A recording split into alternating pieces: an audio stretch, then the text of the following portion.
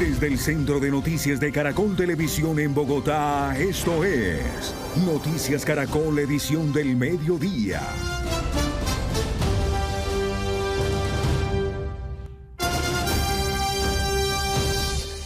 Buenas tardes, bienvenidos a nuestra emisión de Noticias del Mediodía. El país amaneció con un duro enfrentamiento entre el presidente Gustavo Petro y el Consejo de Estado, luego que el alto tribunal suspendiera el giro de otros 5 billones de pesos de los fondos privados a Colpensiones. El ministro de Trabajo advirtió en un primer momento la posibilidad de no pagar a las mesadas de unas 20.000 personas. Sin embargo, el presidente de Colpensiones dijo que la entidad va a cumplir con sus giros. A esto se suma el duro pronunciamiento del Consejo de Estado ante las críticas del presidente de la República por el fallo de este tribunal. Veamos qué fue lo que originó esta controversia. Como un preocupante baldado de agua fría, se entendió la advertencia del gobierno en el sentido de que miles de pensionados de Colpensiones podrían enfrentarse a que no les paguen sus mesadas. La razón está en que los fondos privados no tendrán, al menos por ahora, que girarle 25 billones de pesos a Colpensiones. Con esta decisión, y queremos hacer responsable al Consejo de Estado de ello, se está poniendo en riesgo la pensión de estas 25.000 personas, porque lo que va a ocurrir es que Colpensiones no va a poder sufragar el pago de esas pensiones si los recursos de estos trabajadores siguen secuestrados en manos de los fondos privados. El tema tiene su origen en la reforma pensional aprobada por el Congreso en 2024, que permitió que las personas que estén a menos de 10 años de pensionarse pudieran, si así lo querían, trasladarse de los fondos privados a Colpensiones. A febrero se trasladaron casi 120.000 personas, de las cuales ya se pensionaron en Colpensiones cerca de 20.000. En este decreto número 415 del 20 de abril de 2026, el gobierno ordenó que los fondos privados de pensiones trasladen a la administradora Colpensiones la totalidad de los valores contenidos en las cuentas de ahorro individual de los afiliados que ejercieron ese traslado. Eso obligaba entonces a que en menos de un mes los fondos privados le giraran a Colpensiones cerca de 25 billones de pesos, de los cuales 20 billones son los ahorros de los que no se han pensionado y 5 billones de quienes ya se pensionaron. El problema es que la orden dada por este decreto de trasladar esos recursos generó demandas por ser considerada ilegal, ya que la reforma pensional ordenó que los ahorros pensionales los debían girar al Fondo de Ahorro Pensional del régimen contributivo que manejará el Banco de la República. De hecho, la Ley 2381, que es esa reforma pensional, dispuso esto. Los valores contenidos en las cuentas de ahorro individual de las personas que hagan uso de este mecanismo de traslado hacia Colpensiones seguirán siendo administradas por las administradoras de fondos de pensiones hasta el momento en que se consolide la pensión integral de vejez o la pensión de vejez del régimen anterior. Y en el decreto reglamentario 1225 del propio gobierno se dispuso así. En el evento en que se consolide la pensión antes de la entrada en operación del Fondo de Ahorro del Pilar Contributivo, los valores contenidos en las cuentas de ahorro individual continuarán siendo administrados por las AFP. Desde que se emite el decreto, incluso desde antes, desde que se publica para comentarios, muchos analistas, Asofondos, por supuesto, la Contraloría, la Procuraduría, el Banco de la República, opinamos que el decreto se alejaba de lo que la ley permitía. El decreto era ilegal. Por eso el decreto fue demandado y el Consejo de Estado emitió una primera medida cautelar a finales de abril en la que suspendió la obligación de trasladar 20 de los 25 billones de pesos correspondientes a las personas que no se han pensionado. Y en las últimas horas emitió una segunda medida cautelar, suspendiendo el giro de los otros 5 billones de pesos. En ambos casos, el Consejo de Estado consideró que el Gobierno Nacional desbordó sus facultades legales al ordenar ese traslado de dineros hacia Colpensiones. Y pese a la advertencia del ministro de Trabajo sobre el riesgo de no pagar pensiones, el presidente de Colpensiones confió en que el gobierno encontrará la forma de garantizar el pago de esas mesadas pensionales. Sí, claro que les vamos a pagar, porque yo aspiro que en estos 3 meses siguientes completemos el procedimiento para que los fondos privados de pensiones me giren los 5 billones y entonces cubrimos el déficit con esos recursos, porque los recursos existen. De hecho, los fondos privados también aseguran que con los 100.000 afiliados que se trasladaron y no se han pensionado, Colpensiones tendrá recursos de sobra para pagarles la mesada a los que ya se pensionaron. Y para entender este tema y el impacto de la decisión, nos acompaña Henry González, quien tiene una invitada. Henry. Así es, muchas gracias. Es la doctora Juliana Morad. Ella es la directora del Departamento Jurídico de la Universidad Javeriana, el Departamento Jurídico Laboral. Doctora Juliana, bienvenida aquí a Noticias Caracol. Y quisiera preguntarle primero que todo, la misma ley de reforma pensional promovida por el gobierno en el Congreso estableció que esos recursos de los afiliados deben estar en manos del Fondo de Ahorro Pensional del Régimen Contributivo que manejará el Banco de la República. Y posteriormente el gobierno, en este decreto, el 1225, que reglamentó esa reforma pensional, ahí también el gobierno, el mismo gobierno nacional, establece lo que ya veíamos, que si todavía no ha entrado ese fondo de ahorro individual que manejará el Banco de la República, pues las AFP seguirán manejando los recursos. De alguna manera fue un error de cálculo del gobierno a nivel jurídico establecer esto cuando de pronto sabía que el dinero le podía faltar más adelante. Bueno, muchas gracias, Henry, por la invitación y pues muy complacida de estar acá. Yo creo que pues cálculo jurídico es muy ambiguo hablar de cálculo jurídico porque en el mundo del derecho todo puede pasar y no podemos condenar al gobierno por no prever que la Corte Constitucional no fuera a resolver rápidamente una demanda de inconstitucionalidad. Yo creo que en todo caso, más allá del cálculo jurídico, ¿no? El decreto que ahora ha sido suspendido totalmente por parte del Consejo de Estado, pues sí contradecía abiertamente una ley en la que participó el gobierno y que ya había sido reglamentada previamente. Yo creo que eso es lo que podemos decir. No es que le haya faltado el cálculo jurídico o no, sino que evidentemente controvierte y contraviene una ley que está por encima de cualquier decreto presidencial. Claro, y ahora el gobierno se está enfrentando a que el mismo Consejo de Estado, como una medida cautelar, deja por ahora sin piso esa orden de trasladar cerca de 25 billones de pesos que seguramente, como lo decía el presidente de Colpensiones, les van a hacer falta algunos de esos billones para poder garantizar el pago de las mesadas pensionales. Hay quienes dicen que el gobierno de alguna manera también falló un poco en sus cálculos cuando a comienzos de año estableció un incremento, un reajuste del 23% al salario mínimo y de pronto no hizo bien las cuentas del impacto tan grande que eso iba a tener en el pago de mesadas pensionales en Colpensiones. ¿Usted lo ve así? Por supuesto, y yo creo que ahí hay un impacto importante en tema pensional, pero esa parte igual de este decreto. Yo creo que en todo caso, sí hay algo importante y una pregunta que tenemos los operadores jurídicos y es, se impone la medida cautelar de suspensión de traslado de los recursos porque no existe todavía el fondo, pero tengamos en cuenta que este fondo todavía no existe, es porque la ley 2381 está siendo estudiada por parte de la Corte Constitucional.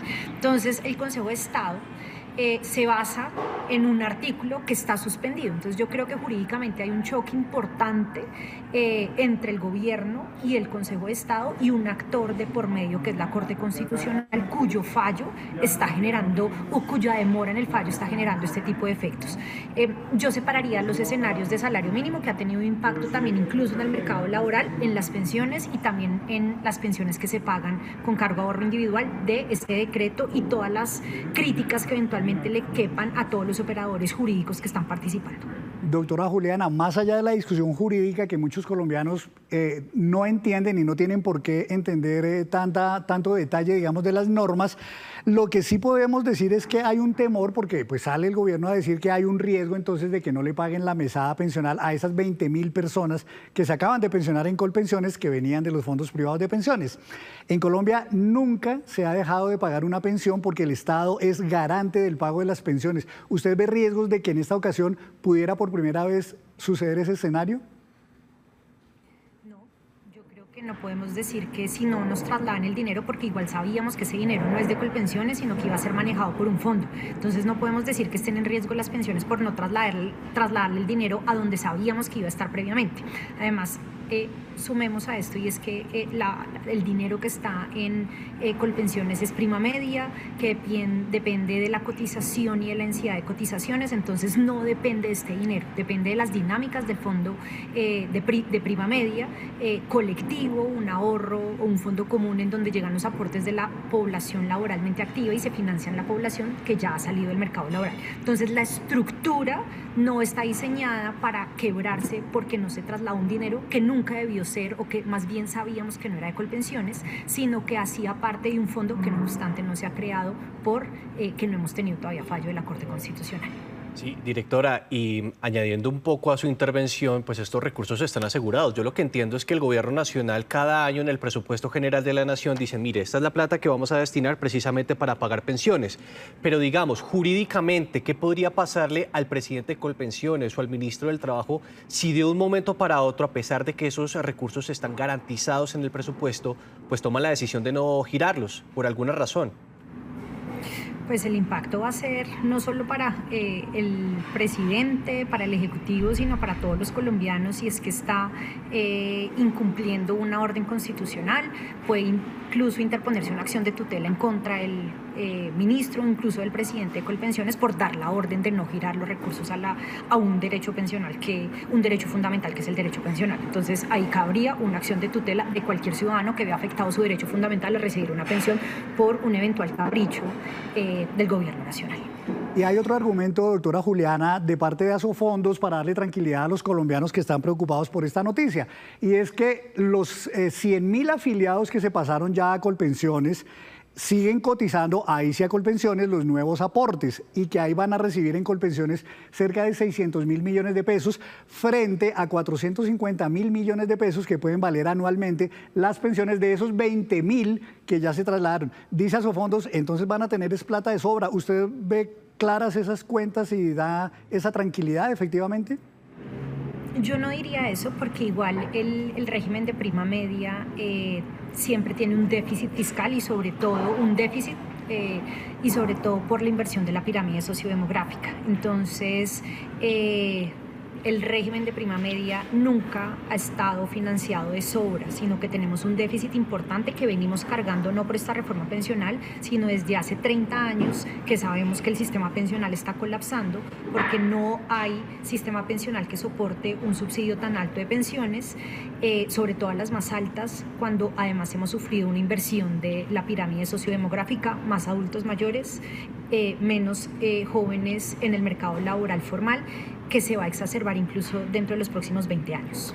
Pues doctora Juliana Morales, le agradecemos muchísimo por estar aquí en Noticias Caracol, por entregarnos todos sus aportes conceptuales y sobre todo nos quedamos con ese mensaje de tranquilidad, de que seguramente siempre se va a encontrar la forma para garantizarles el pago de sus mesadas pensionales, no solo a estos 20.000, a todos los pensionados en Colombia, como siempre ha ocurrido.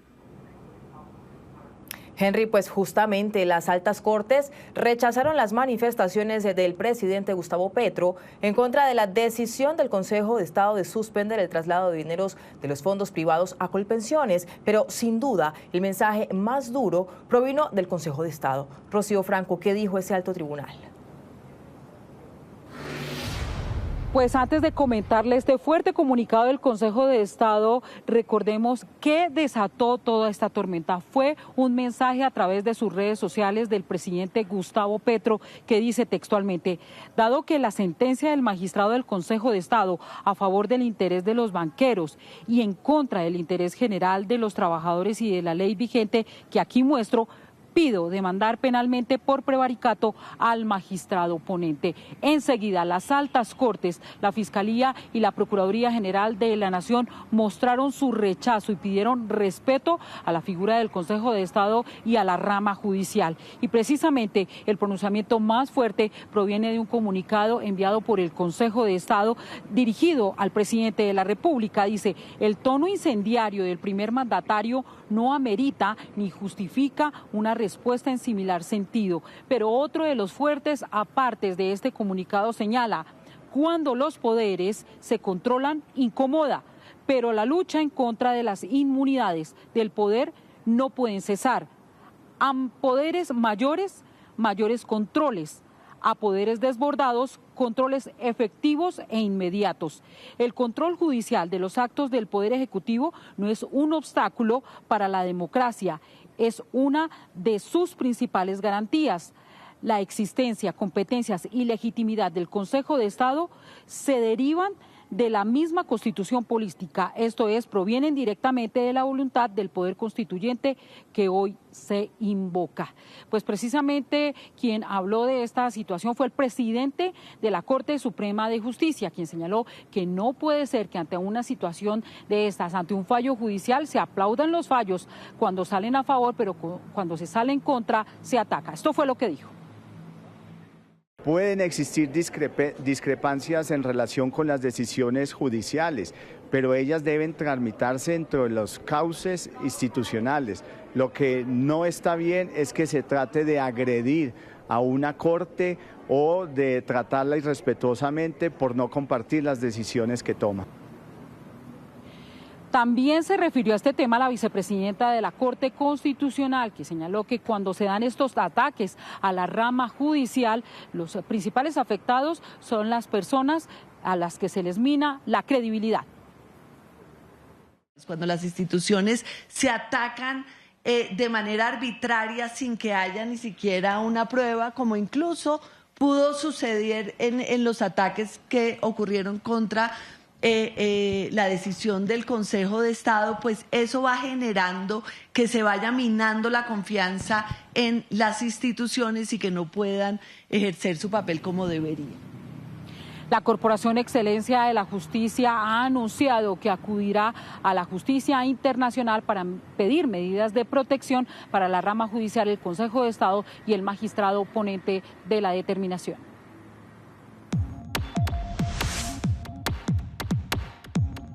¿Qué dudas tiene del choque entre el gobierno y el Consejo de Estado tras el fallo sobre el traslado de ahorros pensionales? Los leemos en @noticiascaracol. 12 del mediodía, 47 minutos. La Fiscalía le puso freno a una solicitud del Gobierno Nacional de suspender 29 órdenes de captura de integrantes del Clan del Golfo que participarían en los diálogos de paz. Tatiana Sanabria, buenas tardes. Usted nos amplía esta noticia. Así es, pues mire, precisamente hace pocos minutos el presidente de la República le respondió a la Fiscalía asegurando lo siguiente, que la Comisión de Paz pidió una lista de 29 personas, entre ellas algunos extraditables, pero que esta decisión no fue consultada por él. Según el presidente, en las primeras fases del proceso de paz no pueden participar extraditables. En ese sentido, aseguró que harán una lista de 400 personas del Clan del Golfo para que se concentren en el departamento de Córdoba y que ahí no estarían estos extraditables. Habla particularmente de Chiquito Malo, un punto de debate por parte de la Fiscalía. Aquí los detalles. La fiscal general de la Nación, Luz Adriana Camargo, informó a través de una resolución de 6 páginas que no aplicará de forma inmediata medidas para dar garantías jurídicas al traslado de integrantes del Clan del Golfo en el marco de los diálogos de paz que adelanta el gobierno con este grupo armado. La decisión se conoce luego de que la oficina del Alto Comisionado para la Paz solicitara a la Fiscalía la suspensión de 29 órdenes de captura, incluso con fines de extradición, contra integrantes del Clan del Golfo con el objetivo de facilitar su traslado a las denominadas zonas de ubicación temporal en Córdoba y Chocó, previstas para entrar en funcionamiento el próximo 25 de junio en el marco de la política de paz total de este gobierno. En respuesta a la resolución, la Fiscalía advirtió que la suspensión de esas órdenes no se hará de forma inmediata ni generalizada, pues primero se deberá verificar la identidad de cada uno de los integrantes incluidos en el listado, su situación jurídica, el cumplimiento de los requisitos legales y los compromisos que se adquieran en el marco de los diálogos. En la resolución, el ente acusador señala que debe existir información suficiente y verificable sobre el contenido de su acuerdo, su nivel de cumplimiento y las acciones concretas orientadas al tránsito real del grupo a la legalidad. Entre los incluidos en la lista del gobierno está Giovannis de Jesús Ávila, señalado como máximo jefe del Clan del Golfo y sucesor de Otoniel, quien es requerido por una corte de Florida por narcotráfico y ya tiene concepto favorable de extradición por parte de la Sala de Casación Penal de la Corte Suprema de Justicia. Solo falta la decisión del presidente. También aparece Orosman Orlando Ostén Blanco, alias Rodrigo Flechas, señalado como uno de los principales hombres de confianza de Chiquito Malo, y José Alberto Vega Albarán, alias Monseñor, quienes son integrantes de alto nivel dentro de la estructura del Clan del Golfo. Según la solicitud del gobierno, varios de los incluidos en la lista también tienen requerimientos internacionales o procesos relacionados con narcotráfico y crimen organizado. La Fiscalía insistió en que las zonas de ubicación temporal deben entenderse como un mecanismo para facilitar eventuales procesos de sometimiento. Así las cosas, el presidente manifiesta que se hará una nueva lista que no contará con extraditables, pero que adicionalmente este proceso se sostendrá sobre el cumplimiento de algunos acuerdos que tiene que ver con el desmonte de rentas ilícitas y también la protección hacia la población civil, principalmente en el departamento de Córdoba. Tatiana, mientras tanto le cuento que a 5 aumentaron los fallecidos por el ataque de sicarios ocurrido el pasado domingo en Pueblo Viejo, Magdalena. Líderes de la zona revelaron que las víctimas eran pescadores que nada tenían que ver con el conflicto armado. Por el hecho, ya hay 5 personas capturadas. Hoy en Palmira, un corregimiento a orillas de la Ciénaga Grande de Santa Marta, se respira intranquilidad y tristeza tras el ataque de un grupo armado. Las 5 víctimas son José David Gutiérrez, Alberto Gutiérrez Corrales, Aramis Gutiérrez, Mario Gutiérrez Bravo y Steven Gutiérrez Bravo, quien habría quedado herido y murió anoche. 5 víctimas de personas pescadoras, 2 de ellas hacía muy poco habían sido indemnizadas porque eran víctimas de la masacre de los pueblos palafitos en el año 2000, familias pescadoras sin ningún tipo de problema, sin ningún tipo de vínculos con ninguna estructura armada. Dicen líderes de la zona que la masacre no fue producto de una vendetta como se pensaba inicialmente. Es una masacre que básicamente se usa o la usan para prolongar el miedo, el terror y para marcar líneas territoriales dentro de una disputa criminal. Las autoridades culpan al Clan del Golfo. La Ciénaga Grande de Santa Marta, nuestros pescadores no pueden hacer su faena porque los criminales, los bandidos, los grupos al margen de la ley, lo despojan de sus pertenencias. Como medidas de seguridad se ordenó militarizar a Pueblo Viejo. Se hizo un compromiso por parte de la alcaldía con el Ejército Nacional de mirar un puesto una base militar para que esté de manera transitoria en el municipio de Pueblo Viejo y así poder contrarrestar estos hechos delictivos. Lo que son los antecedentes y la relación de estas personas con alguna estructura delincuencial se tendrá que demostrar en el proceso investigativo que se esté adelantando, si hacen parte o no de algún grupo delictivo. Lamentamos lo que se presentó en ese corregimiento de Palmira, donde tenemos incluso un menor de edad de 15 años que resultó víctima de estos delincuentes. Tras la masacre, 5 hombres fueron detenidos y permanecen bajo investigación. Un juez ya legalizó las capturas.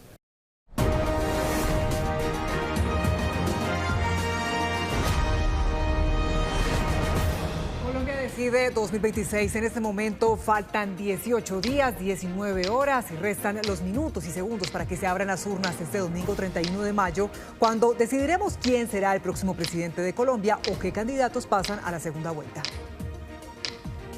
Daniela, y el avión Colombia sigue recorriendo diversos lugares y hoy aterrizó en el sur del país, en el departamento del Caquetá. Esta región amazónica rica y biodiversa ha estado atravesada por una violencia que ha permeado el territorio, pero su gente no se rinde ante la adversidad. Paula Belalcázar está acompañando a su gente. Paula, adelante.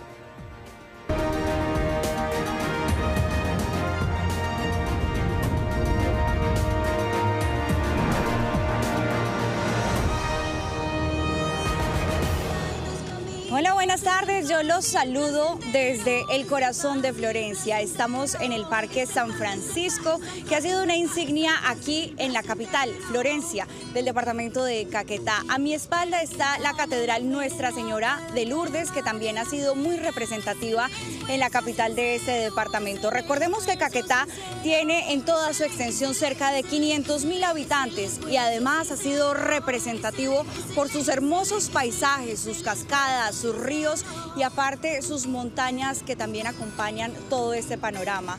Recordemos que aquí está gran parte, la mayoría del Parque Chiribiquete, que en 2018 fue declarado Patrimonio de la Humanidad por la UNESCO. También a esta hora nos acompaña una muestra folclórica que es, por supuesto, parte de la identidad y de esa cultura caqueteña. Ellos están interpretando San Pedro en el Caquetá, un sanjuanero que se baila en el departamento. Nos acompaña la señorita Florencia Daniela Cifuentes y Hamilton Galindo. Ellos están representando la identidad cultural, una mezcla entre la región andina y amazónica y todas las tradiciones campesinas. Desde los pulmones de Colombia vamos a contarles lo que le preocupa a los caqueteños, lo que los mueve a salir adelante y a construir país todos los días. Es por eso que vamos a empezar con lo más urgente y este especial va a empezar a retratar la problemática vital que es la salud. Nosotros hicimos un recorrido por el Hospital María Inmaculada para encarnar el drama de cientos de pacientes que no solamente vienen de Florencia, sino de otras zonas rurales para poder tener una atención digna. Estas EPS que están intervenidas y que tienen la mayoría de los pacientes aquí en el Caquetá son Asmed Salud y Nueva EPS. Nosotros hicimos un recorrido completo y esta es su historia. Aquí, enfermarse se convirtió en una carrera de resistencia. En estos pasillos donde ya no hay espacio para una camilla más, permanecen cerca de 150 pacientes, un lugar diseñado para atender apenas a 60. Sus rostros son la muestra de que esperar es la única opción que les queda. Nosotros hemos estado en una sobreocupación los últimos 2 meses de un casi 200%. El servicio de urgencias, como lo pueden ver, nos ha tocado condicionar estos pasillos, redistribuir y rediseñar planes de contingencia. Priscila y Jairo llevan 52 años viviendo juntos. Nada los ha separado, ni siquiera su peor enemigo, una diabetes casi mortal. Hace 4 años empezaron este camino, juntos, pero con el miedo de que en algún momento solo quede uno de ellos. Hoy, en un pasillo de este hospital, siguen cuidándose como lo han hecho toda la vida. Siempre los problemas con la EPS han surgido de que dan una droga, otras no la dan. A veces uno tiene con qué comprarla, a veces no tiene. Es duro, señorita, es duro porque pues para eso uno paga una EPS.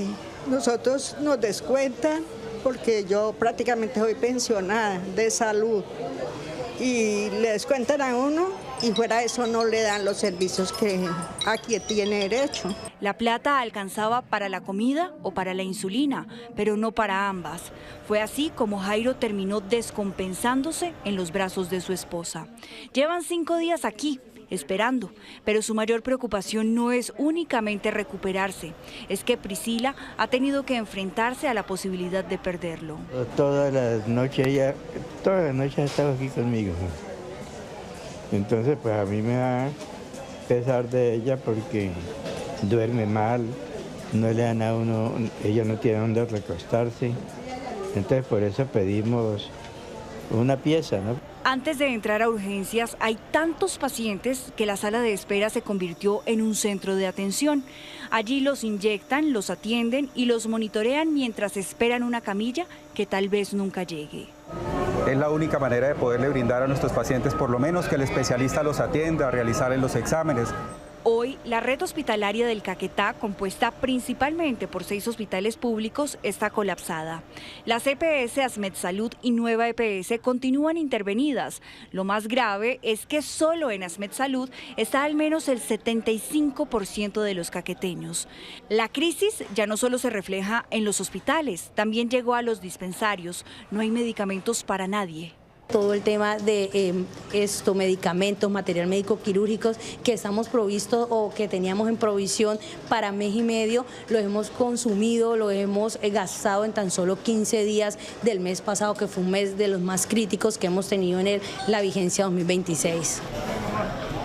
La gente resiste, no se queja, se pone en los zapatos de los médicos y las enfermeras que también trabajan al límite.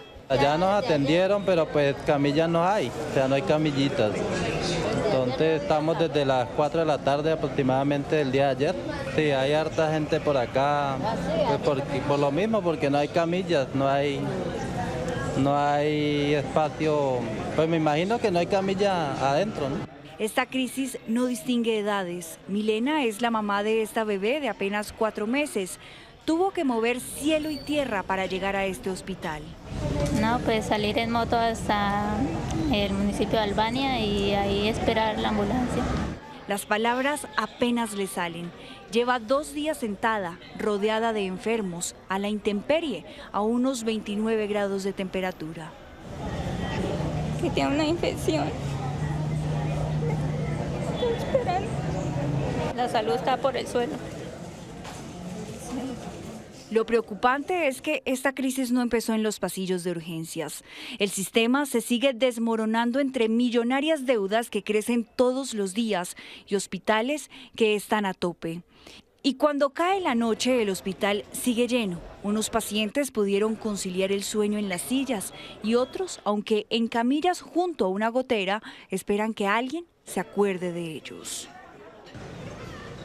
Veíamos entonces ese crítico panorama de la salud, pero esa no es la única preocupación de los caqueteños. Ahora hablamos de la seguridad y el orden público aquí en todo el territorio, que mayoritariamente se ha puesto en vilo por la presencia de diferentes grupos armados. El territorio ha sido controlado desde hace algunos años, en su mayoría por las disidencias al mando de alias Calarcá, que tiene al menos 1000 hombres armados en todo el territorio, y que esto, lo más triste y lo más preocupante, es que al parecer serían niños reclutados para hablar de la paz, que además los diálogos se desarrollan en esta región con estas disidencias. Nos acompaña Monseñor Omar de Jesús Mejía. Monseñor, buenas tardes. Yo quiero que nos cuente un poco el panorama de la paz, la baja voluntad de los grupos armados y sobre todo de Calarcá en medio de estos diálogos, y cuál ha sido todo este flagelo que le ha dejado a la región y a los niños.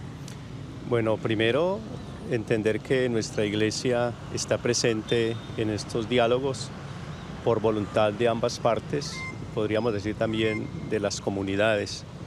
Nosotros hacemos de voceros e invitamos fundamentalmente a que se desarmen los corazones, a que haya voluntad de paz, también de parte de los grupos armados, como hay la voluntad de paz en la sociedad civil. Como iglesia hemos optado porque cada obispo en su territorio haga presencia en estos diálogos para que podamos ser voceros de ambas partes y sobre todo con el objetivo de acompañar y de ayudar a discernir estos momentos tan críticos. Así es, Monseñor, acompañar a todas las sociedades, y ese ha sido su rol, que es muy importante en las comunidades. Muchas gracias, Monseñor. El Ejército y diferentes fuerzas también han hecho su trabajo exhaustivo para poder precisamente llegar y mitigar todo este flagelo de la violencia. Veamos todo lo que nos encontramos en las calles y en los recorridos de Florencia. Aunque las luces permanezcan apagadas en las noches en muchas casas del Caquetá, no necesariamente es porque la gente duerma. Muchos hogares se mantienen vigilantes de sus niños, porque allí la gente aprendió que los grupos violentos no avisan cuando llegan a reclutar. Este territorio, uno de los más ricos y biodiversos de Colombia, ha visto a cientos de campesinos abandonar sus fincas para salvar a sus hijos. La mayoría se fue para que la historia no se repitiera. Es una realidad dentro de la problemática, especialmente que se vive en el departamento, cómo han crecido estos grupos y de dónde nutren el personal para sus filas, pues especialmente el reclutamiento de niños, niñas y adolescentes. Eso es una realidad que estamos tratando de evitar. Solamente en el 2025 el Ejército ha recuperado a 10 menores de edad, y en lo que va corrido del 2026 a 5 más. La ofensiva contra los grupos armados no cesa, esos que se esconden allá en la naturaleza profunda. Hoy en día, con el uso de las tecnologías, estos grupos acceden más fácilmente a ciertos círculos donde, o especialmente a los menores de edad, y por medio de engaños pues los invitan a ser parte de sus filas. Y lo hemos visto dentro de algunos de los miembros de estos grupos que se han desmovilizado, de que cuando ingresan a las filas han sido menores de edad. La mesa de diálogos y negociaciones. Más de 20 años después del fracaso de los diálogos en el Caguán, el Caquetá volvió a ser el epicentro de las negociaciones entre el gobierno y las disidencias al mando de alias Calarcá.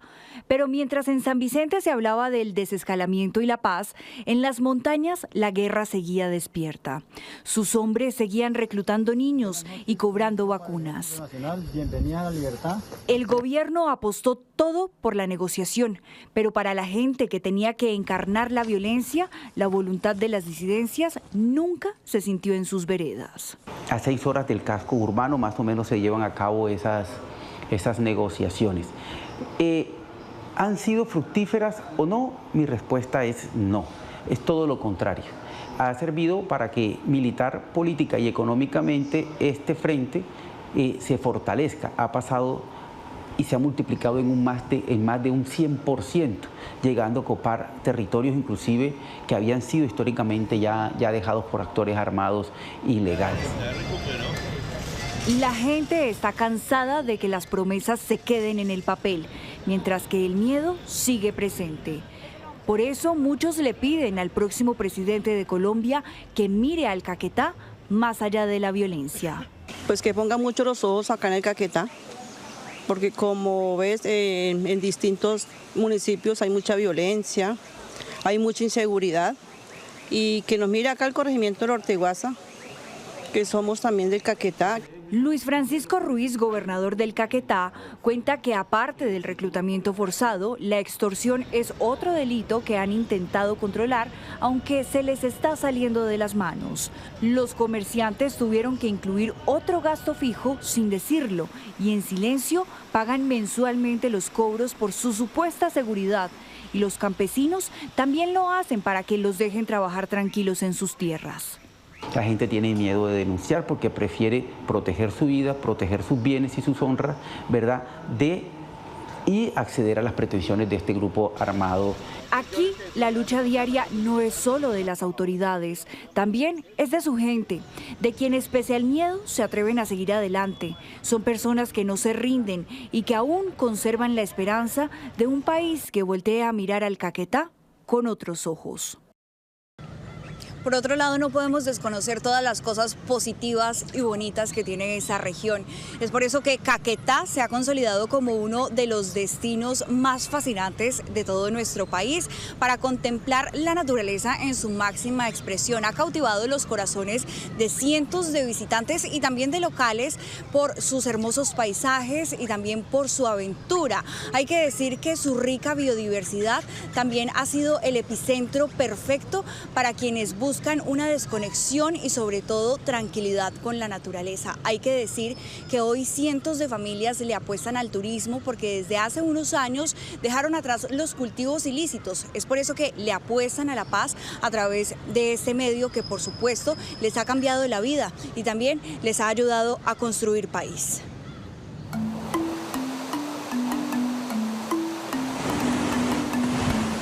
Practicar deportes extremos, realizar avistamiento de aves y disfrutar de paisajes imponentes junto a aguas cristalinas hacen de Caquetá uno de los destinos ideales para quienes buscan desconectarse.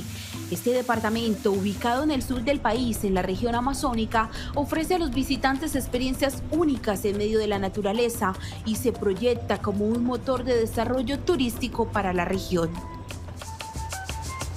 De acuerdo con la Secretaría de Turismo, cada mes Florencia, capital de Caquetá, recibe cerca de 57.000 visitantes, atraídos principalmente por el turismo de naturaleza. Aquí en este momento nos encontramos en la ruta del Cañón del Orteguaza, donde podemos encontrar cascadas, ríos, donde podemos encontrar la Cueva de los 7 Colores. También tenemos la ruta al norte, que es la ruta de las cascadas, Doncello, Puerto Rico, San Vicente. A tan solo 20 minutos de Florencia se encuentra Morelia, considerada la capital turística del departamento. El encanto del Pirarucú atrae a miles de visitantes que además aprovechan la ruta para descubrir municipios como Belén de los Andaquíes y San José del Fragua, hogar de los famosos portales del Fragua, un destino que combina historia, naturaleza y una atmósfera que cautiva a quienes se adentran en la manigua.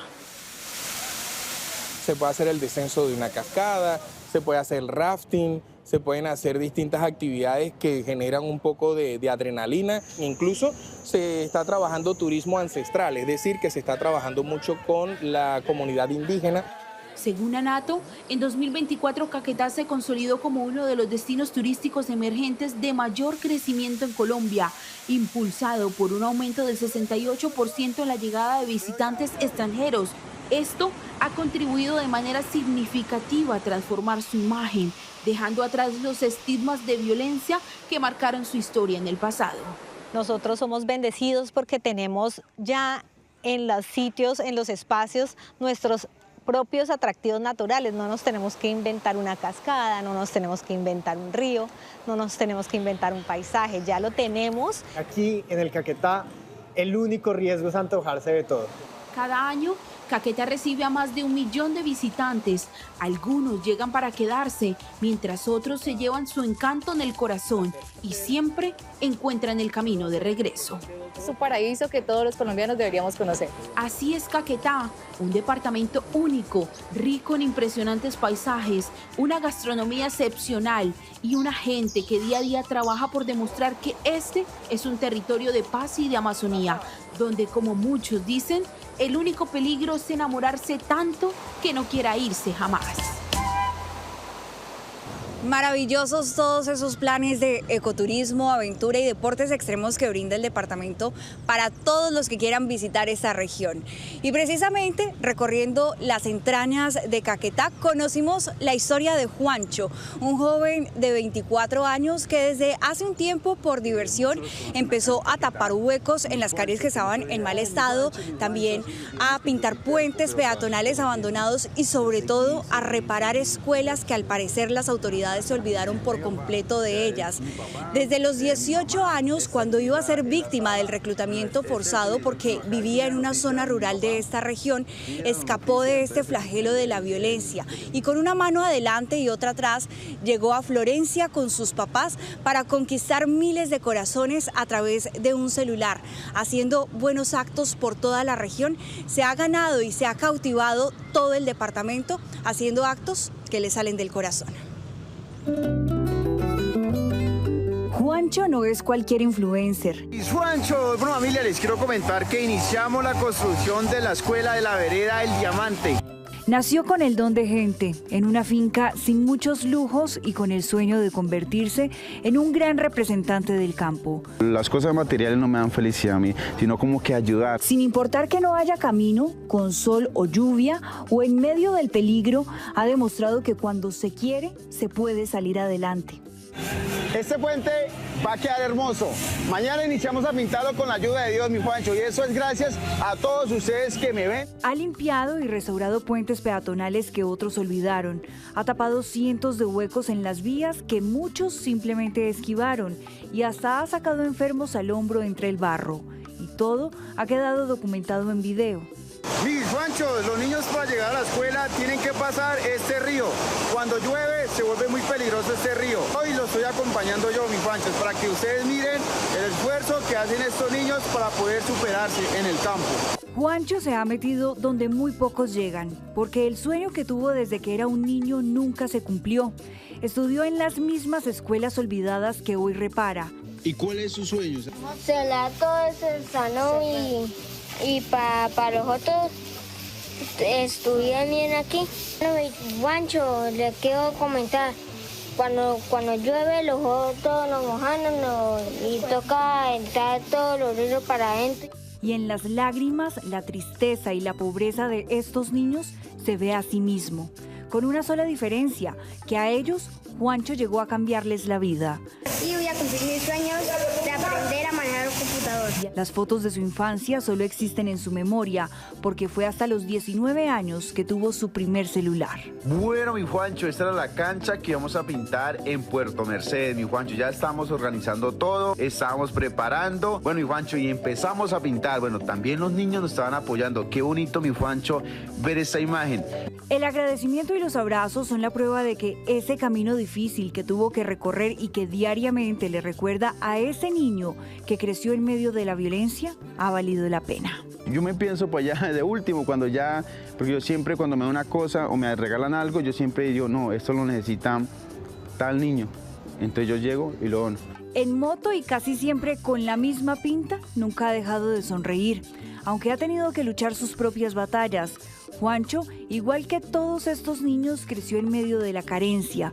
Incluso lo difícil no fue criarse en el campo, fue que la violencia una y otra vez interrumpiera la tranquilidad de su familia. Cuando estaba grande, bueno, como para esa época estaban reclutando a todos los jóvenes, entonces pues ya me estaban perfilando, entonces mi mamá me sacó de ese territorio, entonces me sacó para Florencia. Cuando yo llegué acá, me dio muy duro, es como usted coger un loro que hace tiempo está en la hábitat del salvaje y lo encierra en una jaula. Hoy le sobran las sonrisas que le faltaron de niño.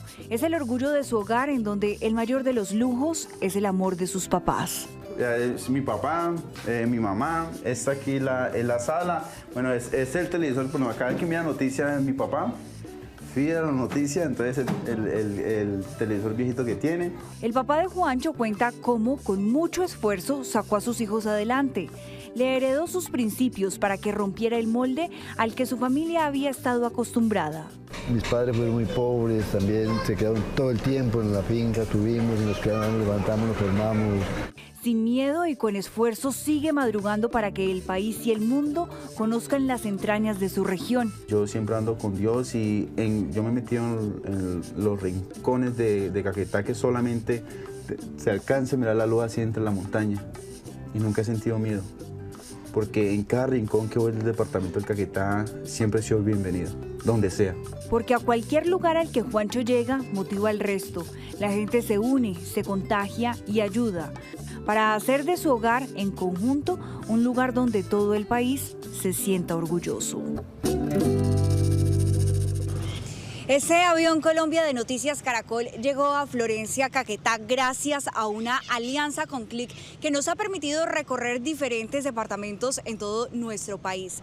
Caquetá ha salido adelante gracias a la ganadería que ha dinamizado la economía, pero también al turismo y sobre todo al don de su gente de amabilidad y acogida a todos los turistas. Este avión Colombia termina aquí en Florencia, Caquetá, pero mañana nos vemos en otro avión Colombia desde otro destino. Nos vemos. 1:31 p.m. En el municipio de Soacha se registró una balacera en medio de un robo a una estación de servicio. Hay capturados y heridos. Estefanía Valencia, ¿qué fue lo que pasó? Daniela, intentaron robarse casi 90 millones de pesos que se encontraban en esta bodega, un depósito que pertenece a la gasolinera, y allí es donde se encuentra la caja fuerte. En videos de cámaras de seguridad se observa el momento en el que una van blanca se parquea justo detrás del carro de valores que había llegado para poder recoger el dinero que se había recaudado en esta estación de servicio. De esa van se bajan por lo menos 7 personas disfrazadas de trabajadores de esta estación de servicio con sus respectivos uniformes, interceptan a los guardas de seguridad de la empresa de valores y es allí cuando se registra esa fuerte balacera. En medio de ese cruce de disparos, los guardas de seguridad logran reducir a 2 de los delincuentes, uno de ellos con heridas de gravedad. Los otros 5, según los mismos videos registrados por la comunidad, lograron huir en motocicletas que se estacionaron justo aquí en la autopista sur.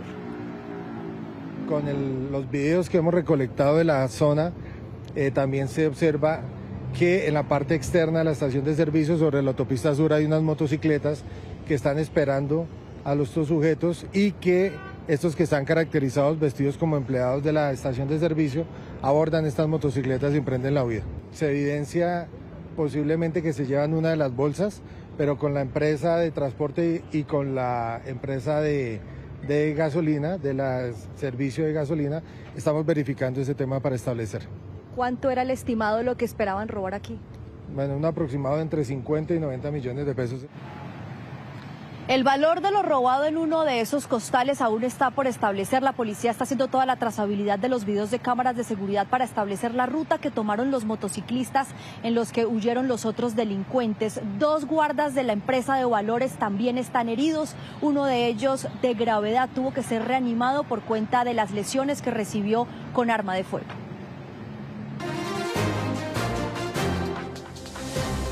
Estos son los sucesos que hacen noticia en el mundo a esta hora. Las autoridades sanitarias mantienen bajo vigilancia a 7 personas de distintas nacionalidades contagiadas con el hantavirus y a una más reportada como caso probable. El director de la Organización Mundial de la Salud hizo un llamado a los países a seguir las directrices ante posibles nuevos casos. Sin embargo, dio un parte de tranquilidad sobre un brote mayor que considera poco probable. El director de la Organización Mundial de la Salud está en España haciendo frente al brote en el crucero MV Ondius. Aseguró que el trabajo no ha terminado tras la repatriación de los ocupantes y pidió a los países seguir las recomendaciones de la organización. También dio un parte alentador. Por el momento no hay indicios de que estemos presenciando el inicio de un brote mayor, pero por supuesto la situación podría cambiar. Y dado el largo periodo de incubación del virus, es posible que veamos más casos en las próximas semanas. El presidente del gobierno español defendió su decisión, muy cuestionada por el gobierno de Canarias, de acoger el crucero en la isla de Tenerife para repatriar a sus ocupantes. Y el gobierno de España continúa siguiéndola muy de cerca y monitorizando cada uno de los pasajeros. y el rastreo de casos sigue. 12 empleados de un hospital en Países Bajos fueron aislados por 6 semanas por precaución ante una posible exposición al hantavirus al atender a un paciente infectado procedente del crucero. Se produjeron 2 incidentes relacionados con el manejo de muestras biológicas. Entre tanto, la discusión del manejo del virus se eleva a la esfera política en Europa. El primer ministro francés, Sébastien Lecornu, pidió una coordinación más estrecha de los protocolos sanitarios en los países de la Unión Europea para luchar contra el hantavirus y ordenó reforzar la cooperación con los países vecinos. Entre tanto, más de 20 franceses que podrían haber estado en contacto con una persona contagiada, una mujer que permanece en cuidados intensivos, están siendo contactados, sometidos a pruebas o enviados a aislamiento hospitalario. Y seguimos respondiendo preguntas sobre el hantavirus, este virus que ha concentrado la atención del mundo. ¿Cómo se diagnostica? ¿Qué tanto cambia? Doctora Fernanda. Daniela, buenas tardes. Como acabamos de ver, las autoridades que están ahí, que están haciendo el seguimiento y definiendo el manejo de la situación, dicen algo muy importante a tener en cuenta, y es que seguramente en las próximas semanas van a aparecer más casos positivos entre los pasajeros debido al contacto prolongado que tuvieron en el barco. Esa fue justamente una de las razones para desembarcar y no hacer la cuarentena ahí, ya que muchas personas están diciendo, pero ¿por qué no los dejaron en el barco? Entendiendo además que hay que tener dispuestos laboratorios, hospitales, unidades de cuidados intensivos en caso de ser necesario, y una embarcación pues no es el lugar. A continuación les explicamos más detalles sobre este virus. Autoridades sanitarias alrededor del mundo coinciden en que el riesgo de una pandemia por hantavirus es bajo, debido, entre otros, a que no es un virus nuevo, a que requiere contacto estrecho y prolongado para su transmisión. Contactos estrechos significa contacto sexual, dormir con una persona, permanecer mucho tiempo con una persona, compartir alimentos con esa persona. Y para mirar el contagio, aquí podríamos decir que si comparáramos hantavirus con varicela, por ejemplo, que es una enfermedad muy contagiosa, una persona podría contagiar a 16 personas alrededor.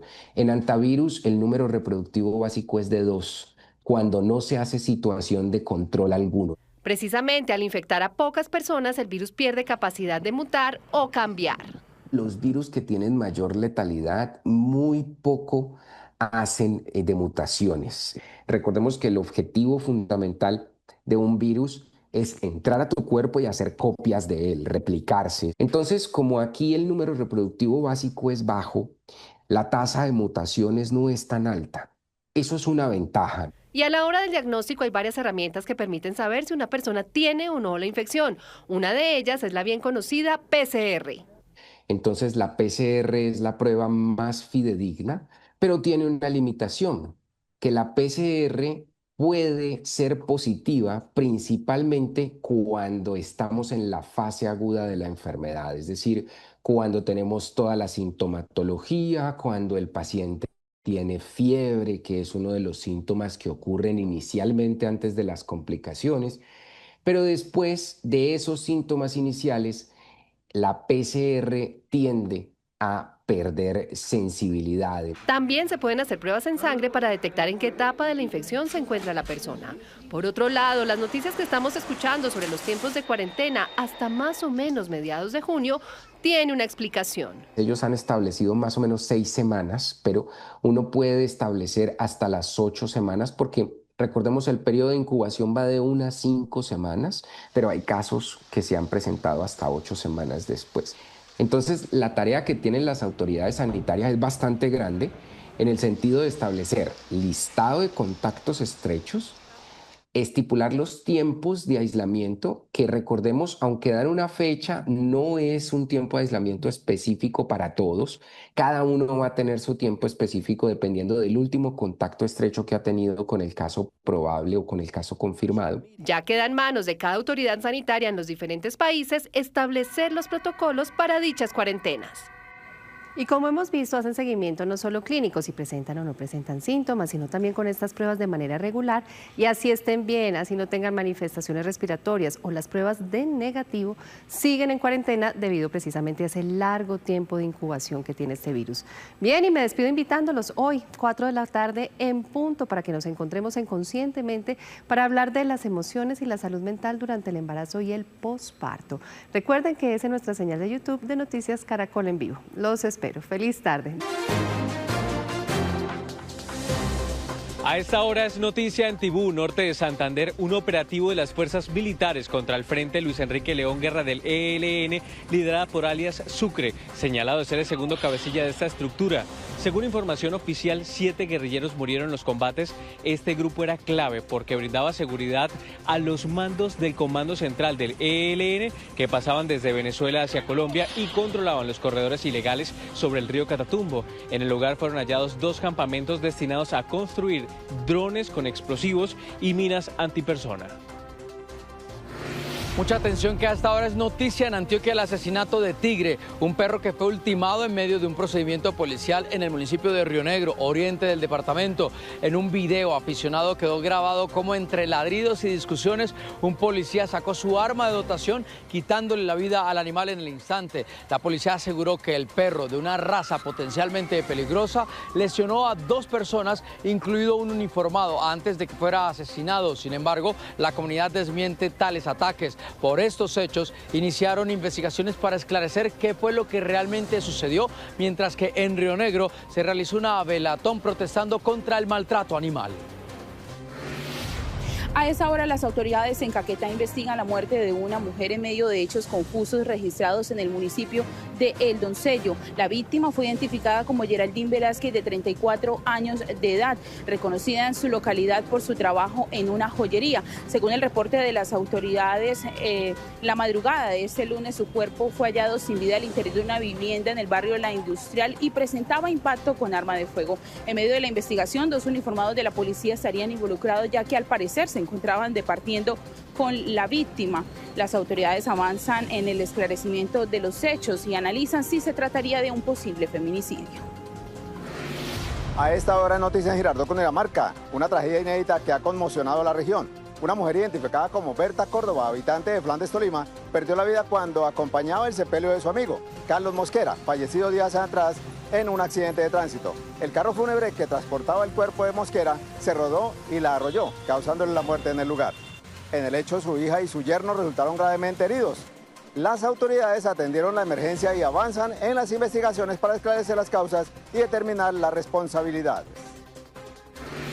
A esta hora es noticia la nueva función que empezará a cumplir Drogas La Rebaja. Desde el día de mañana será el nuevo dispensador de medicamentos para afiliados de la nueva EPS en Girardot y en Ibagué. Y a partir del 19 de mayo prestará este mismo servicio para el municipio de Soacha. Son cerca de 70.000 los afiliados a la nueva EPS que con autorizaciones y fórmulas médicas podrán reclamar sus medicinas a través de Drogas La Rebaja. 2 de la tarde, 12 minutos. En medio de un enfrentamiento con la policía fueron capturados 6 señalados mineros ilegales en Buritica, Antioquia. En el sitio, los uniformados encontraron armas y explosivos. Con lo que al parecer eran disparos, algunos señalados mineros ilegales atacaron a los policías de Carabineros que llegaron de sorpresa a un túnel improvisado presuntamente construido para la extracción ilegal de oro en Buritica, Antioquia.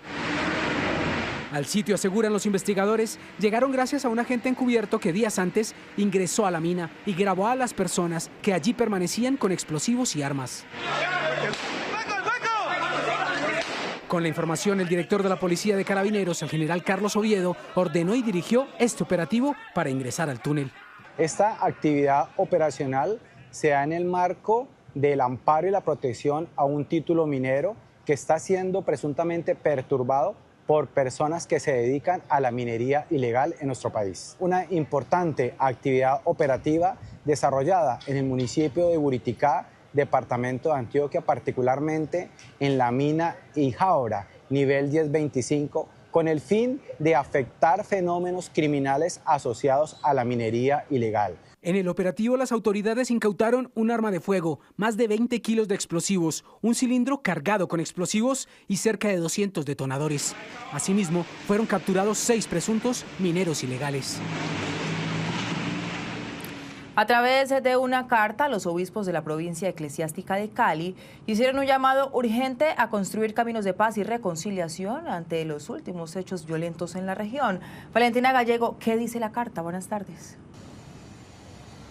Hola, buenas tardes. Se trata de la carta pastoral titulada Arraigados en la caridad, artesanos de una nueva humanidad. Este documento de alrededor de 23 páginas emitida por los obispos de Buga, Buenaventura, Cartago, Palmira y Cali, toca temas claves como la pobreza, la desigualdad y la polarización política por la cual atraviesa el país en este 2026. También hacen una reflexión religiosa con críticas sociales donde hablan de la guerra, el terrorismo y la violencia que atraviesa el Valle y el Distrito Especial de Buenaventura.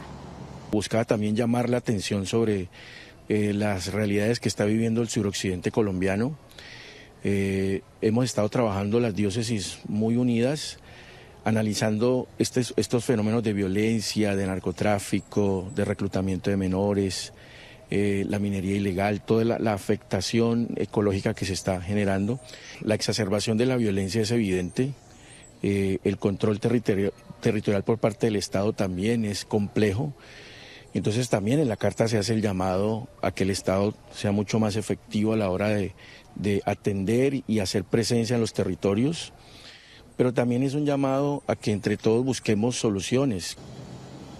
En la carta también hacen un llamado al Poder Ejecutivo y Legislativo para que el término de paz deje de ser una consigna de campaña y se convierta en una realidad para todo el país.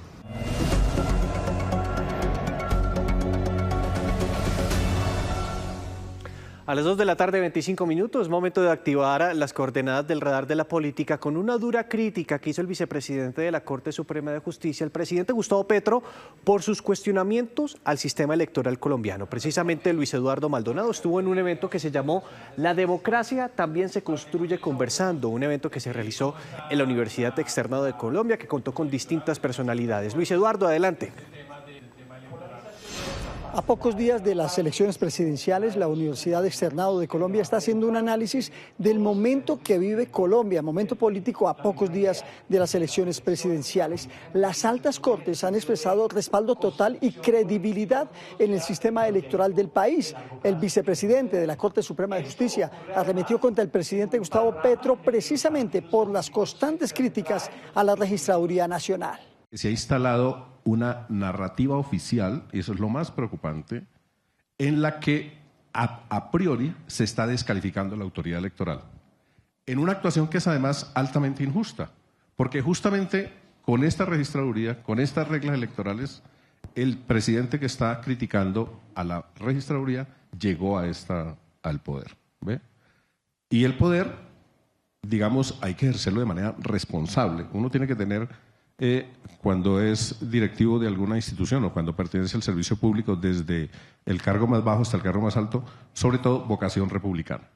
Uno tiene que saber que pertenece al Estado y que las reglas hay que cumplirlas. Y las reglas no son justas o injustas porque lo favorezcan o lo favorezcan a uno. Otro tema de análisis de los panelistas fue la proliferación de noticias falsas que hablan de fraude. En concepto de estos expertos contribuye notoria y peligrosamente a la polarización del país. Luis Eduardo, una actividad donde otro de los personajes invitados fue el presidente del Consejo Nacional Electoral, Cristian Quirós. En otras noticias, comenzó la capacitación de los jurados de votación para estas elecciones presidenciales. La jornada se realizará hasta el 28 de mayo. Alejandro Cortés se encuentra en Corferias, donde justamente están realizando estas capacitaciones. Buen día, efectivamente ya comenzaron las capacitaciones de los jurados de votación. Se espera que a nivel nacional sean más de 850.000 jurados en todo el territorio nacional. En Bogotá, la registradora distrital Diana Díaz nos va a comentar entonces cuántos van a ser designados en cada uno de los puestos de votación aquí en Bogotá. Bueno, buen día. Para Bogotá van a actuar más de 124.000 ciudadanos que han sido asignados como jurados de votación para que presten sus servicios en las 17.164 mesas que se habilitarán en nuestra capital. Y muy rápidamente, ¿cómo pueden saber las personas si son o no jurados de votación, si fueron designados? Bueno, todos estos ciudadanos, estos 124.000 que van a actuar como jurados, ya fueron debidamente notificados. Sin embargo, lo pueden consultar a través de nuestra página de la registraduría, www.registraduría.gov.co, digitan su número de documento y ahí pues van a visualizar si efectivamente van a actuar como jurados de votación. Bueno, registradora, muchísimas gracias. Pues nosotros, por supuesto, vamos a seguir acompañando esta jornada que va hasta el 28 de mayo en las capacitaciones de los jurados de votación. Alejandro, son capacitaciones que se están haciendo cuando faltan 18 días y 17 horas precisamente para las elecciones. En otras noticias, el Centro Carter anunció su acompañamiento al proceso electoral del próximo 31 de mayo. En este comunicado dice el Centro Carter que desplegará una misión internacional de expertos electorales de España, Alemania, Dinamarca, Brasil y Estados Unidos para evaluar el sistema electoral. Señala que al final de este acompañamiento publicarán los hallazgos y recomendaciones a representantes del gobierno, partidos políticos y sociedad civil. Mientras tanto, la campaña de Iván Cepeda lista un evento en el Salón Rojo del Hotel Tequendama para que liberales se sumen a esta coalición. Hasta el momento hemos conocido que van a asistir las siguientes personas. Por ejemplo, hablamos del expresidente de la República, Ernesto Samper, Olga Beatriz González, una importante representante de la Cámara electa actualmente que tiene una fuerza electoral importante en el departamento del Tolima, Carlos Felipe Quintero, Álvaro Rueda, Karime Cotes y Carlos Ardila. Incluso lo que ha señalado Ernesto Samper a través de su cuenta de X es lo siguiente: hoy estaré atendiendo la invitación de algunos liberales para escuchar los planteamientos de Iván Cepeda en desarrollo de su campaña. Dice, será una excelente oportunidad para recordarle al liberalismo huérfano hoy de partido de dónde venimos y para dónde vamos, señaló el expresidente en su cuenta de X. Y les hablo ahora de una propuesta que hizo la candidata Paloma Valencia para las tarifas de energía en la costa, pero también donde vimos que sumó apoyos políticos importantes. La candidata estuvo de correría por esa región del país e incluso acompañada por el exgobernador de Córdoba, Orlando Benítez, el senador electo Marcos Daniel Pineda del Partido Conservador, y fue en esa correría en la que anunció una reducción de las tarifas para los estrato 1, 2 y 3, además de un plan complementario que incluye la instalación de paneles solares y la actualización de los electrodomésticos que consumen bastante energía. Nuestra propuesta logra reducir a la mitad para los estratos 1 de toda la costa caribe la factura, porque vamos a pasar el consumo de subsistencia del que se hace cargo el Estado de 175 kilovatios a 250. Eso significa un ahorro de la mitad para los estratos 1, de 40% para los estratos 2 y de 20% para los estratos 3. Esta es una medida que nos permite garantizar desde el primer día que se racionalice el pago. Mientras tanto, la campaña de Abelardo de la Espriella explicó en redes sociales la propuesta para recuperar el sistema de salud. Incluso su fórmula vicepresidencial José Manuel Restrepo visitó la Universidad Fuchs y escribió en su cuenta de X que la recuperación del sistema consiste en inyectar más de 10 billones de pesos para estabilizar el sistema de salud en 90 días. Escuchemos. Es un reconocimiento que viene con el compromiso de que el problema más crítico que tiene hoy Colombia es el problema de la salud, el inacceso a los medicamentos, la destrucción de servicios hospitalarios, pero sobre todo que no se dignifique y se reconoce a médicos, enfermeras y enfermeros de Colombia.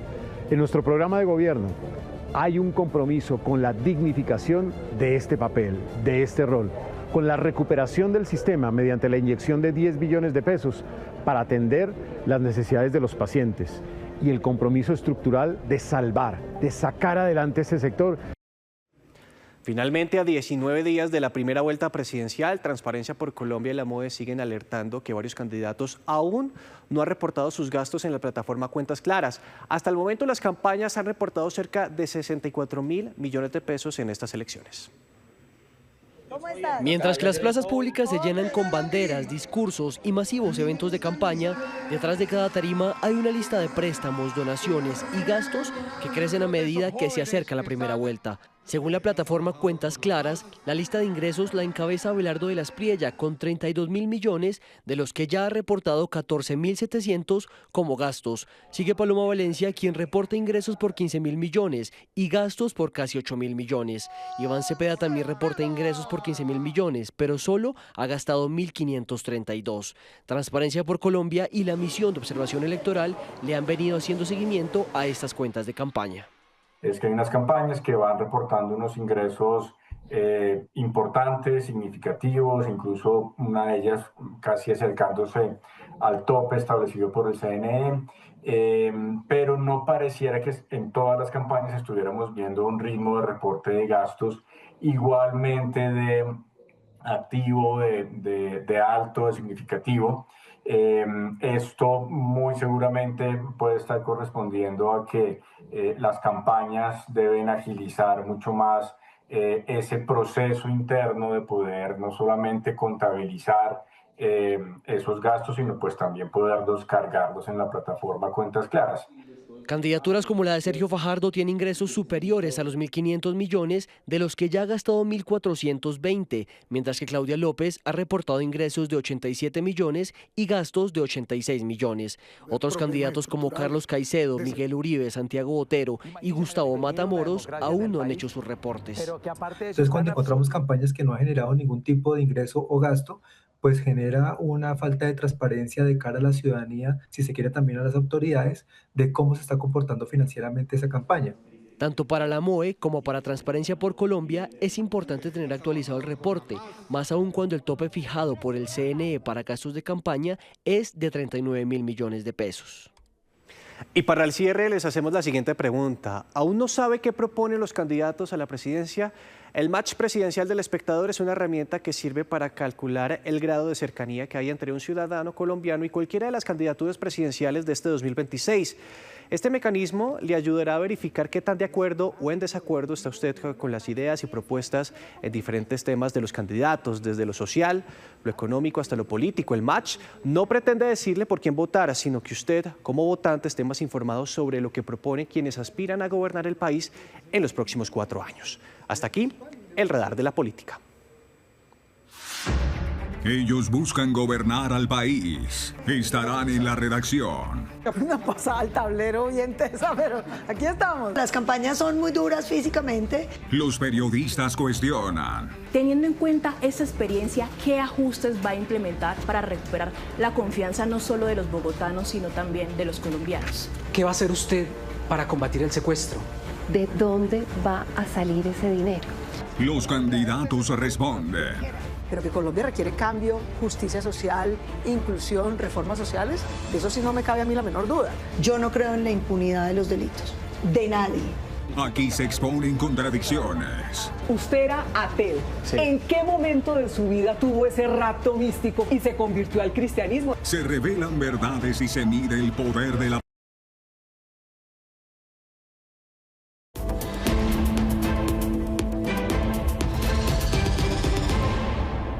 Estos son los sucesos que hacen noticia en el mundo hoy.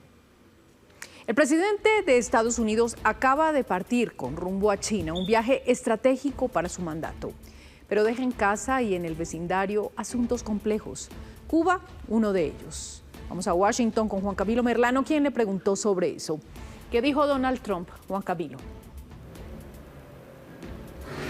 Margarita, el presidente Trump no destapa sus cartas, pero está claro que tiene pensado hacer algo con respecto a Cuba. Hay algunos patrones que se están repitiendo o que son similares frente a lo que ocurrió en Venezuela antes de lo que fue el operativo para la extracción de Nicolás Maduro. Recordarán ustedes, por ejemplo, que el presidente Trump decía de frente que los días de Nicolás Maduro como mandatario, como jefe del gobierno en Venezuela estaban contados.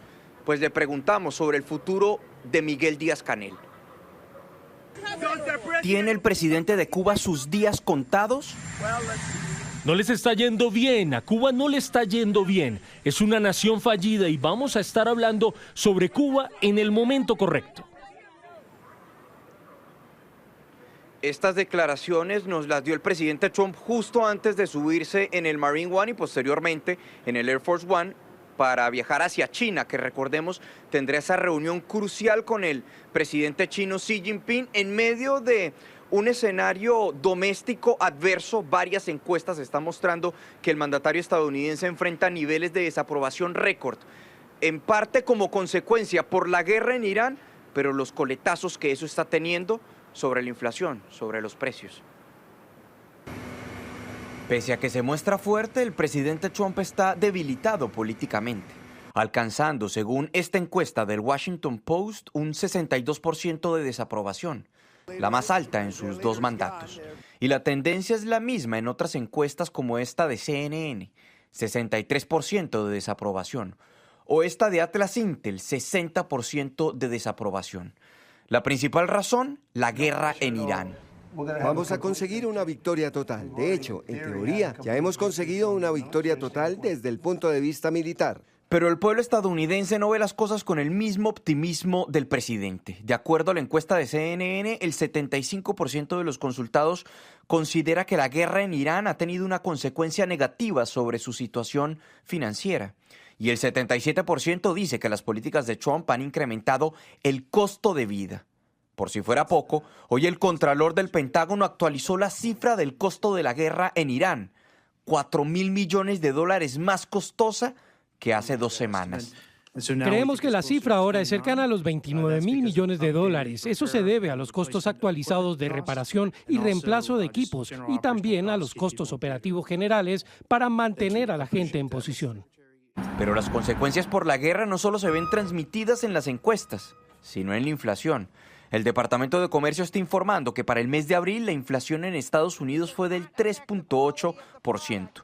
por encima del estimativo y del 3.3% del mes anterior, catapultada fundamentalmente por el incremento en los precios del combustible, que en promedio está en $4.50 el galón.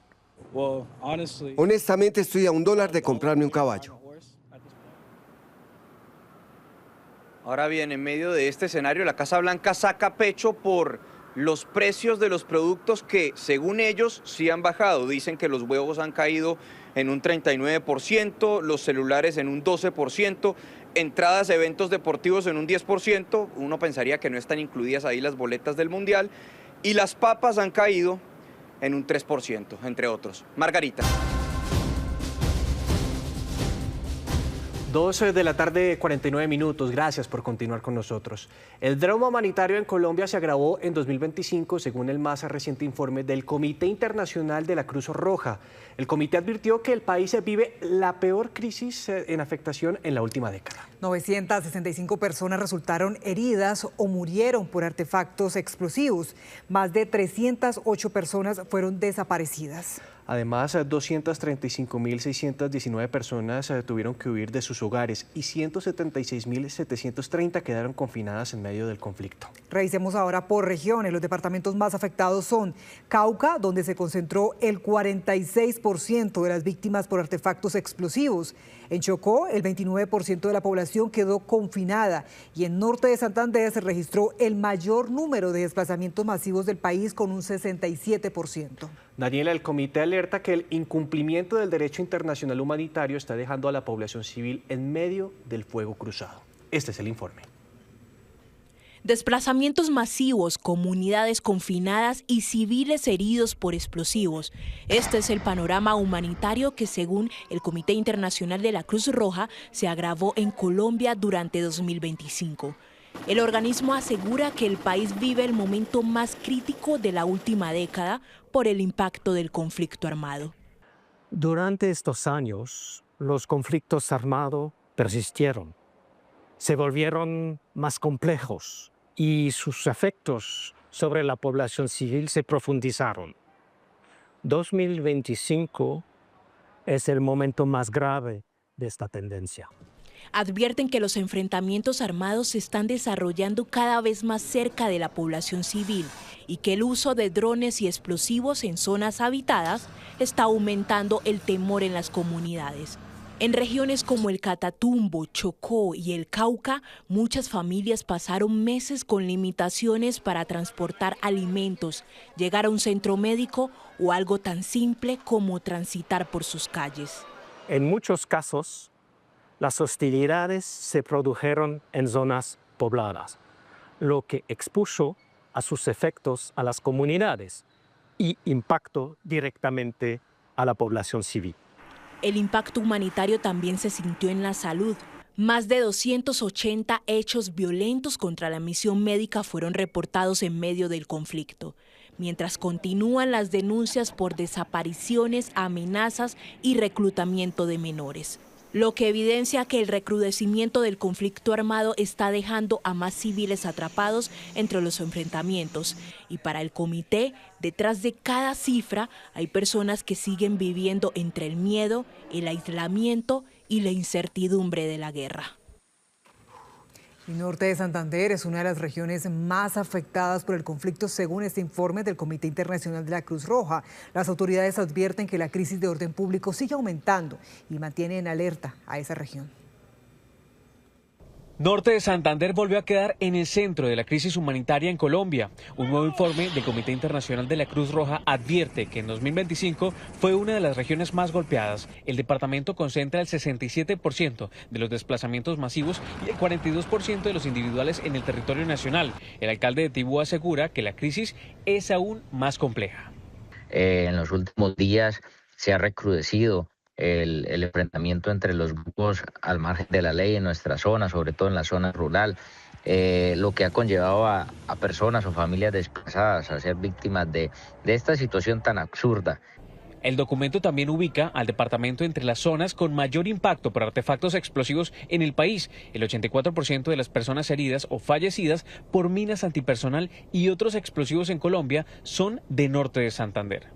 Lo que hemos evidenciado precisamente es que hay una confrontación que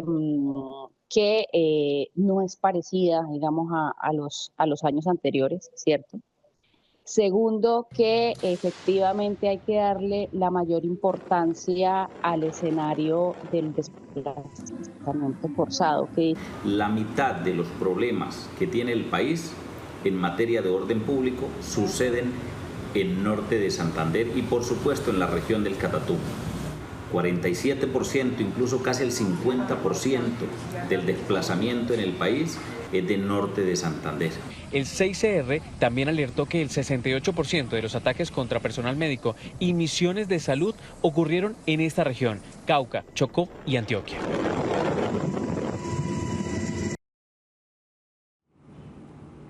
Las preocupantes cifras del Comité Internacional de la Cruz Roja frente a las afectaciones generadas por la violencia también dejan datos alarmantes para el departamento del Cauca. Según el CICR, de los 965 casos de personas heridas o fallecidas por explosivos en Colombia, 443 pertenecen al departamento del Cauca. Una cifra que, según el CICR, demuestra la clara violación al derecho internacional humanitario, que ya no estaría siendo respetado por los actores del conflicto. Uno de los casos más recientes que demuestra esta violación es el acto terrorista del túnel Cajibío, que dejó 20 personas muertas y 51 heridos. Nos preocupa enormemente, tenemos que todos contribuir a desescalar el conflicto porque ya no queremos más víctimas. Nosotros hemos dicho que ni un minuto más de silencio.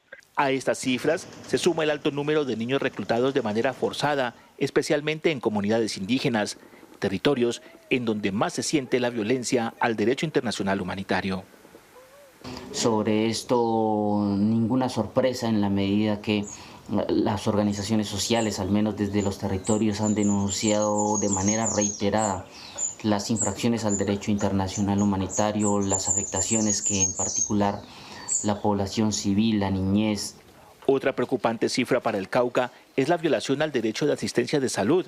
De los 282 casos registrados en el país, 58 pertenecen al Cauca. Efectivamente, esto nos está generando en el departamento del Cauca ausencia de profesionales médicos, ausencia de profesionales de enfermería. Se roban las camionetas con los emblemas de misión médica, se roban las vacunas del departamento, que a veces nosotros nos preguntamos, pero ¿esto para qué les sirve? Según el informe, en Cauca, 10.018 personas han sido confinadas y 9.783 han sido desplazadas de manera individual. Y justamente el informe del Comité Internacional de la Cruz Roja asegura que Chocó es el departamento con el mayor número de población confinada del país. El Bajo Baudó concentra esa dolorosa cifra desde hace más de 2 meses. El Bajo Baudó, con más de 9.000 habitantes, es uno de los municipios del Chocó con el panorama más complejo de orden público. Carecemos de una cantidad de cosas. Desafortunadamente, los gobiernos centrales y aún departamentales y municipales, para cada uno de ellos Pizarro es un olvido. El informe del CICR da cuenta que la situación en el Chocó es alarmante. Aquí se concentra el mayor número de víctimas de confinamiento en Colombia, impidiendo a comunidades enteras acceder a sus cultivos, servicios de salud o educación, por la instalación de minas antipersonal, restricciones a la movilidad y amenazas a líderes sociales. Solo en el Bajo Baudó hay cerca de 5.000 desde hace 3 meses. El documento confirma que 51.588 personas han sido víctimas del confinamiento en el 2025 en Chocó. Hemos visto cómo comunidades se han visto confinadas una y otra vez. Además, han vivido otras consecuencias humanitarias como desplazamientos masivos, individuales. La región también es golpeada por el uso de drones con explosivos. En Ribiró, la estación de policía ha sido atacada en 10 ocasiones durante este año. De cara a la manera como ha venido mutando dolorosamente la guerra y el accionar criminal y terrorista en nuestro territorio, a partir, por ejemplo, de los ataques con drones a nuestras poblaciones, a las estaciones de policía. Esta crisis humanitaria es el resultado directo de la cruenta disputa territorial entre el ELN y el Clan del Golfo, ejerciendo control en los corredores fluviales y las rutas del narcotráfico, dejando a la población civil atrapada en el fuego cruzado. 13 de la tarde, 7 minutos. Gracias por continuar con nosotros. Hay alerta en la costa Caribe por posibles cortes de energía en los próximos días. Las altas temperaturas han disparado el consumo eléctrico en ciudades como Cartagena. Tatiana Rodríguez, usted precisamente nos tiene más detalles. Muy buenas tardes. Miren, de acuerdo con la empresa Afinia, la demanda de energía ha aumentado exponencialmente, sobre todo en el último mes, pasando de 1,4 al 9%, lo que mantiene sobrecargado al sistema eléctrico y según la empresa ya se encuentra al límite. Además, esta sobrecarga ha generado pues el daño de varios transformadores. En Cartagena el intenso calor ya empieza a pasar factura. Afinia advirtió que en los próximos días podrían registrarse cortes de energía debido al elevado aumento en el consumo eléctrico por las altas temperaturas. La situación también afecta a otras zonas de la costa Caribe. Aquí en Cartagena, en Valledupar, en zonas rurales del departamento del Cesar, en zonas rurales del departamento de Córdoba, en algunos lugares de Sucre, donde tenemos concentración importante de la subnormalidad eléctrica. Según la empresa prestadora del servicio de energía, el uso masivo de abanicos, aires acondicionados y equipos de refrigeración está disparando la carga en los circuitos eléctricos, provocando fallas y desconexiones automáticas. Pero es una situación bien compleja la que estamos viviendo y que nos está preparando para un fenómeno del niño que viene y que nos va a exigir a todos una colaboración importante. La preocupación también crece entre comerciantes y ciudadanos, quienes advierten que los apagones podrían afectar alimentos, negocios y hasta la salud de las personas en medio de la ola de calor. Pollo, la carne se nos perdería, muchos productos se nos perderían.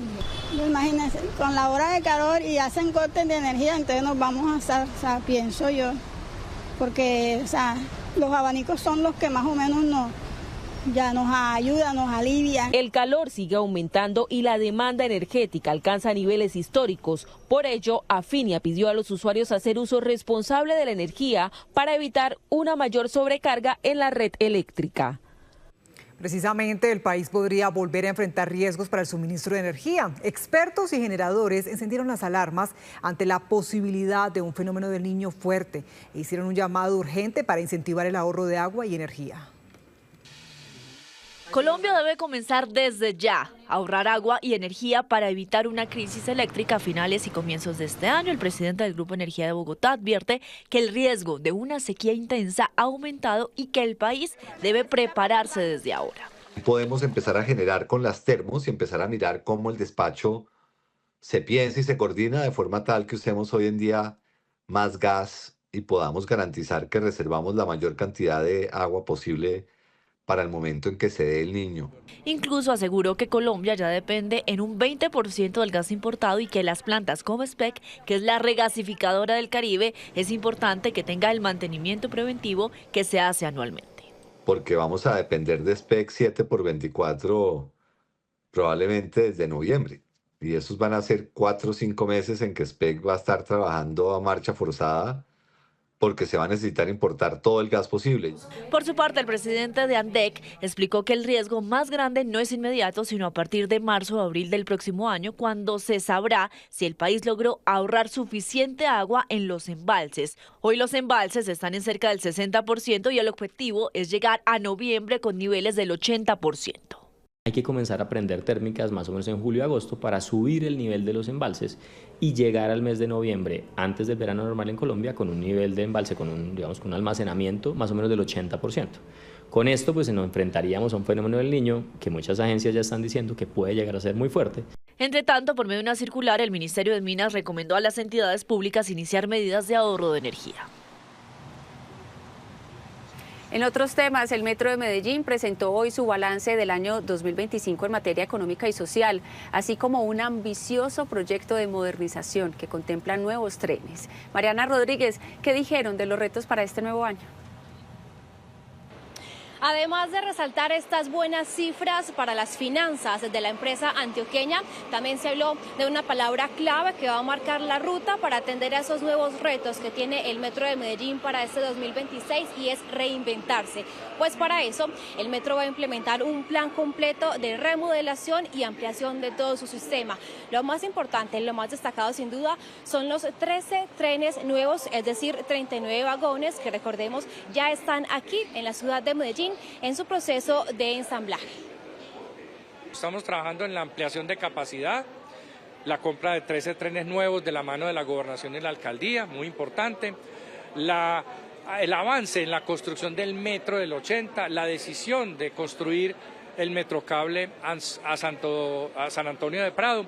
Esas son decisiones que pretenden hacer más atractivo el servicio de transporte para darle de nuevo ese crecimiento que requiere para su sostenibilidad. Dentro de este plan también hay un aspecto importante y es en materia de accesibilidad para aquellas personas con movilidad reducida. Pues con una inversión que supera los 63.000 millones de pesos, el metro va a construir 27 ascensores y va a modificar las plataformas para que sea mucho más práctico y ágil para esas personas con algún tipo de movilidad reducida. Y como dato importante, al año el metro mueve 310 millones de pasajeros a lo largo y ancho de la capital antioqueña. En otras noticias, Caracol del Día, en Providencia y Santa Catalina vive Adelina Livingston, una emprendedora que desde su recién remodelada vivienda de madera mantiene viva la historia y genera economía gracias a la confección de almohadas de algodón que fabrica a mano utilizando materiales de su tierra. Contrario al imaginario, San Andrés, Providencia y Santa Catalina estuvieron dedicadas a la agricultura por encima del turismo. La siembra del algodón fue su principal economía hasta 1850. En la divina Providencia vive una Big Mama o matrona isleña, como se le conoce popularmente, quien desde su patio mantiene esta tradición que le genera ingresos confeccionando almohadas. Yo hago muchas cosas para sobrevivir. Hago almohadas de algodón, también hago muñecas, pero lo que más me gusta hacer son almohadas de algodón. Comencé a hacer almohadas de algodón hace 20 años. Yo aprendí esa práctica de mi tía. Junto con su esposo siembra, cosecha, separa el algodón y cose cada almohada con amor y entrega. Ni el poderoso huracán Iota pudo apagar su emprendimiento. Es un proceso duro. Cuando está floreciendo está listo para cortar. Tenemos que hacerlo en un tiempo de 3 o 4 días porque después la brisa se lo lleva. Después de que lo recogemos, los traemos a mi casa. Mi niña se encarga de todo. Ella lo limpia, lo prepara por porción y guarda en bolsas o cajas. Después yo comienzo a trabajar a las 6 de la tarde y cuando todos se van a dormir, mi esposo y yo comenzamos a trabajar y trabajar. Tras 20 años apostando por un sueño dormilón, esta providenciana se convierte en el ejemplo para futuras generaciones de mujeres isleñas que cuentan historias hechas a mano. Es que es patrimonio cultural. Antes del coco, antes de cualquier cosa, el breadfruit se hacía era el algodón. Qué interesante, la verdad es que me parece un trabajo, eso no es fácil porque cosechar el algodón, además que tienen que procesarlo, picarlo, limpiarlo y hacer almohadas con ellas para que toda la comunidad disfrute de este servicio, me parece excelente. El algodón continúa creciendo bajo el sol en algunos patios y jardines de las islas, beneficiando a emprendedores como Adelina, quien pudo remodelar su casa de madera gracias a su trabajo con el que además conserva la identidad de las islas. Esas fueron las noticias. Nos vemos a las 7 de la noche con una nueva edición informativa, pero si quiere seguir los hechos del día, puede conectarse a partir de este momento a la señal digital de Noticias Caracol en nuestras plataformas digitales. En el canal Caracol ya viene Tormenta de Pasiones. Esto es Noticias Caracol. Primero la gente.